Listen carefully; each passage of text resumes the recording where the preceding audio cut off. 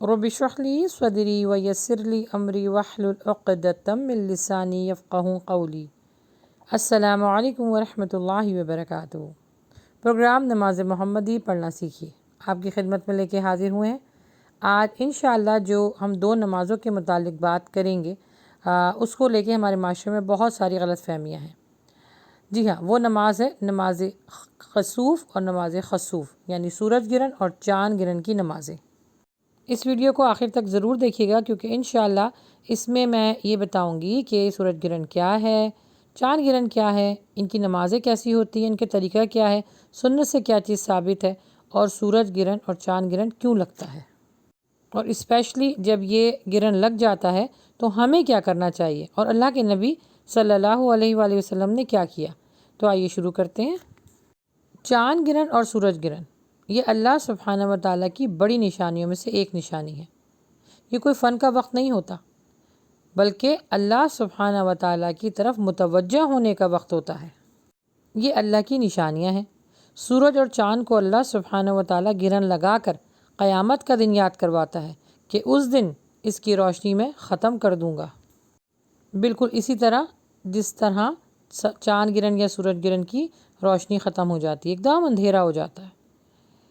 इससे किसी की मौत या पैदा होना साबित नहीं है, लेकिन साइंटिफिकली तो आपको पता है कि जब चाँद और सूरज गिरन जो लगता है, ख़ास तौर पर जब चाँद सूरज और ज़मीन के दरमियान आ जाता है तो बहुत ज़्यादा अंधेरा हो जाता है।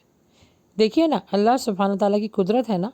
हालांकि जब चाँद को आप देखें तो चाँद की अपनी कोई रोशनी नहीं होती है, लेकिन जब वो सूरज के सामने आ जाता है तो सूरज की इतनी तेज़ रोशनी को भी ख़त्म कर देता है। किस वजह से? अल्लाह के हुक्म से, सुभान अल्लाह। और चाँद गिरन में ये होता है कि जब सूरज और चाँद के दरमियान में ज़मीन आ जाती है तो सूरज की रोशनी चाँद तक नहीं पहुँच पाती, तो वो चाँद गिरन कहलाता है। अच्छा, जब ये गिरन लग जाता है तो हमें क्या करना चाहिए? हमें फ़ौरन नमाज की तरफ लपकना चाहिए क्योंकि अल्लाह के नबी सल्लल्लाहु अलैहि वसल्लम की हदीस भी है, सुन्नत भी है कि जैसे ही गिरन लगता था तो वो फ़ौरन नमाज की तरफ और मस्जिद की तरफ जाते थे और वहाँ पर जमा होकर किसी एक शख्स से ये कहते थे कि नमाज के लिए लोगों को बुलाओ। इन नमाज़ों के लिए लोगों को जमा करके अल्लाह के नबी सल्लल्लाहु अलैहि वसल्लम फरमाते थे कि आवाज़ लगाओ, अस्सलातु जमा। ये कहा जाता था कि नमाज के लिए जमा हो जाओ। अच्छा, एंड में मैं इसका तरीका बताऊंगी कि इसको किस तरह पढ़ा जाता है, कि आम नमाज़ों से ज़रा हट कर है, जो हम आम नमाज़ पढ़ते हैं ना उससे हट कर इसका तरीका है, तो वो इंशाल्लाह एंड में मैं बताऊंगी।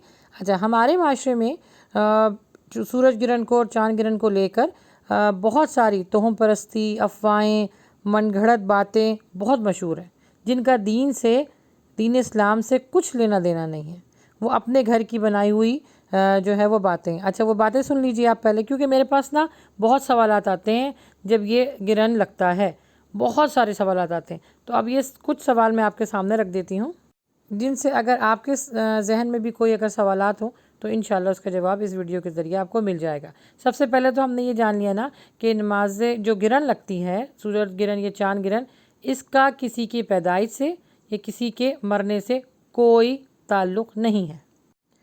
उस ज़माने में लोग ये समझते थे कि जब सूरज गिरन और चाँद गिरन लगा तो किसी का इंतकाल ज़रूर होना है या किसी को मरना ज़रूर है।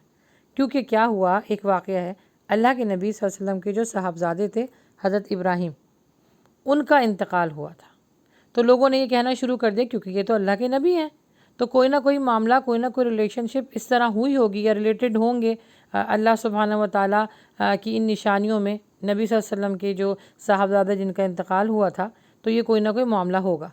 तो अल्लाह के नबी सल्लल्लाहु अलैहि वसल्लम ने मस्जिद में जमा होकर ख़िताब किया कि अल्लाह सुब्हानहू व तआला की बड़ी निशानियों में से एक निशानी है सूरज गिरन का होना या चाँद गिरन का होना। किसी के मरने जीने से कोई ताल्लुक़ नहीं है। इसमें क्या करो, इसमें ज़्यादा से ज़्यादा अल्लाह से इस्तग़फ़ार पढ़ो, कब्र की जो सख्ती है उससे पनाह मांगो, जहन्नुम से पनाह मांगो, अल्लाह सुब्हानहू व तआला की वहदानियत बयान करो और नमाज कायम करो। अच्छा, अब वो सवालात ले लेते हैं जो मेरे पास भी आए और जो हमारे माशरे में मशहूर है। کہ جب سورج گرہن یا چاند گرہن لگتا ہے تو جو حاملہ عورت ہوتی ہے یعنی جو پریگننٹ عورت ہوتی ہے وہ گھر سے باہر نہ نکلے، اس کا حمل ضائع ہو جائے گا۔ اور اگر وہ گھر میں ہے تو سر کے نیچے جو ہے تکیے کے نیچے کوئی لوہے کی چیز رکھے، کوئی چھری رکھے، کوئی لوہے کی چیز رکھے۔ اچھا، باہر نہ نکلو کیونکہ جو ہے کوئی اندھا ہو جائے گا تو کوئی لنگڑا ہو جائے گا، باہر نکلنے سے منع کیا ہے۔ حالانکہ اللہ کے نبی صلی اللہ علیہ وسلم نے باہر نکلنے سے منع نہیں کیا تھا، سب کو جمع کر کے مسجد کی طرف لے گئے تھے۔ پھر ایک اور ہے کہ باہر نہ نکلو، کوئی بیمار شخص اگر بیمار شخص باہر نکلے گا تو اس کی موت قائم ہو جائے گی۔ اس طرح کی بہت ساری چیزیں، بہت ساری باتیں مشہور ہیں، یاد رکھیں اس کا کوئی شریعت سے لینا دینا نہیں ہے۔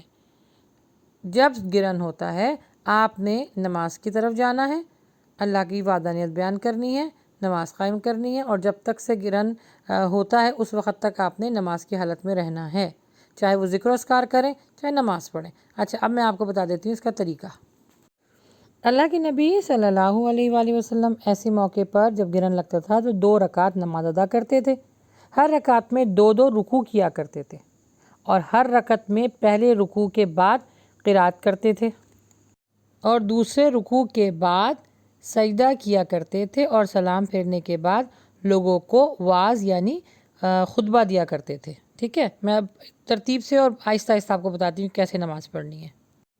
اچھا، صحیح مسلم اور صحیح بخاری میں سیدنا جابر اور سیدنا عبداللہ ان سے بھی روایت ہے کہ ہر رکعت میں 2 رکوع بھی کیا کرتے تھے، 3 رکوع بھی کیا کرتے تھے، اور 4 رکوع بھی کیا کرتے تھے۔ ٹھیک ہے، تو میں انشاءاللہ آپ کو جو 2 رکوع والا ہے نا، ہر رکعت میں 2 رکوع کیا کرتے تھے، وہ میں آپ کو انشاءاللہ آرام سے سمجھاتی ہوں۔ اچھا، اس سے پہلے یہ جان لیجئے کہ نماز کسوف یا خسوف میں باجماعت یہ نماز ہوتی ہے، اس میں عورتیں بھی پڑھ سکتی ہیں، بچے بھی پڑھ سکتے ہیں، مرد بھی پڑھ سکتے ہیں، اور یہ جہری قرات ہوتی ہے یعنی اونچی آواز میں اس کی قرات ہوتی ہے۔ ٹھیک ہے، ایسے موقعوں پر اللہ کا ذکر کرنا اور تکبیر یعنی اللہ سبحانہ تعالیٰ کی وحدانیت بیان کرنا اور صدقہ خیرات کرنے کا اہتمام بھی کرنا چاہیے۔ ٹھیک ہے جی، اب میں آپ کو اس کا طریقہ بتا دیتی ہوں، اور آگے جا کے 3D فارم میں بھی دکھاؤں گی کہ یہ عام نمازوں سے تھوڑی مختلف نماز ہے۔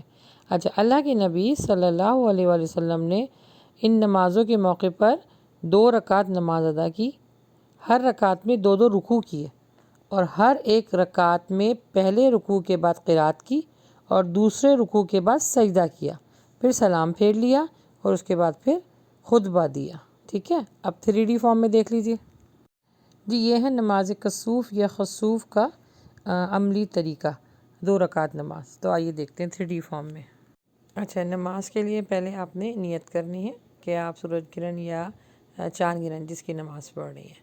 اچھا، پھر اللہ اکبر کہہ کے آپ نے سینے کے اوپر ہاتھ باندھنا ہے، اس کے بعد ثنا پڑھیں سبحانک اللہم، پھر اس کے بعد سورۃ الفاتحہ پڑھیں۔ سورۃ الفاتحہ کے بعد ہمیں سورت تو پڑھنی ہے لیکن لمبی سورت پڑھنی ہے۔ اللہ کے نبی صلی اللہ علیہ وسلم نے قیام اتنا لمبا کیا تھا، اور کہ جیسے آپ سورہ بقرہ پڑھیں، اتنا لمبا قیام کیا تھا۔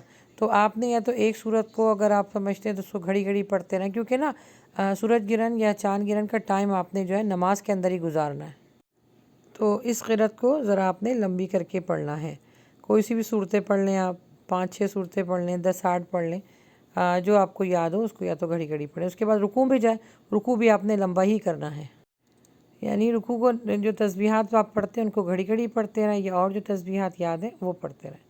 اس کے بعد پھر آپ نے سیدھا کھڑا ہو کر قیام کرنا ہے، پھر آپ نے اب سورۃ الفاتحہ پڑھنی ہے، اور سورۃ الفاتحہ پڑھنے کے بعد پھر آپ نے ایک اور سورت ملانی ہے، اور یہ سورت پہلے کی سورت سے تھوڑی چھوٹی ہونی چاہیے۔ اچھا، قیام میں آپ نے یہ پڑھنا ہے، اور اس کے بعد پھر آپ نے جو ہے وہ سجدے میں چلے جانا ہے، پھر سجدہ کیجیے، اور سجدہ بھی لمبا ہونا چاہیے۔ تو جو تسبیحات پڑھتی ہیں آپ ان کو گھڑی گھڑی پڑھتے رہیں، اس کے بعد 2 سجدے کریں جو عام نماز میں بھی کیے جاتے ہیں، 2 سجدے کریں، اس کے بعد پھر کھڑی ہو جائیں دوسری رکعت کے لیے۔ پہلی رکعت میں بھی 2 رکوع کیے تھے، اور اس رکعت میں بھی 2 رکوع کریں گے، یعنی 2 رکعت نماز میں آپ نے 4 رکوع کر لیے۔ ٹھیک ہے، دوسری رکعت بھی سیم پہلی رکعت کی طرح ہی پڑھنی ہے، اور اس کی جو قرات ہیں وہ بھی لمبی ہوں گی۔ اس کے بعد اتحیات پڑھیں بیٹھ کے، سلام پھیر لیں، اور اس کے بعد جو اگر معلم یا عالم یا جو مؤذن وہاں پر وہ خطبہ دیں، تو انشاءاللہ آپ نے سنت کی نماز بھی پڑھ لی، ثواب بھی حاصل کر لیا انشاءاللہ۔ میری ریکویسٹ آپ لوگوں سے ہے کہ پلیز اس ویڈیو کو زیادہ سے زیادہ شیئر کریں، کیونکہ بہت سارے لوگوں میں کنفیوژن پائی جاتی ہے۔ انشاءاللہ اس ویڈیو کو دیکھنے کے بعد آپ کے سارے سوالوں کا جواب آپ کو مل جائے گا، اور جو کنفیوژن تھی انشاءاللہ وہ بھی دور ہو جائے گی۔ دعا میں یاد رکھیے گا۔ السلام علیکم ورحمۃ اللہ وبرکاتہ۔